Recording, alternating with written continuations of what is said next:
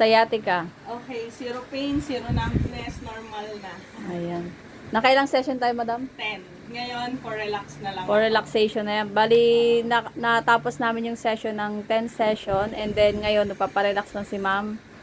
So, anong disiplina, madam? Kwento mo naman. Before talaga, hindi ako nakakalakad na. 3 months akong nakahiga lang.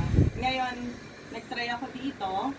And then, naka-10 session ako. Ang ginawa ko, yung lifestyle ko, gulay, Yun. isda, tsaka hindi ako nag-chicken or any beef, hindi. Gulay, isda, tapos more water. More water, yun. Tapos celery, carrot juice, cucumber juice, celery juice, ganun lang yung inaano ko. Within mga 3 months akong ganun, dire-diretso yun. Yun. na Talagang 3 months. cleansing, ano? Yun. So, nakakatulong po yung disiplina, talaga number 1. And then yung therapy, isasabay lang talaga. Kailangan So, talaga. sa mga Tas may walking, sciatica, ayun, may exercise din si madam. Dati yan si madam, humihiga siya dyan. Humihiga siya sa part na yan kasi sumasakit na yung balakang niya. Try, kwento mo na.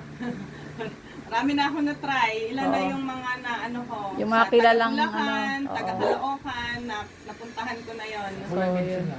Oo.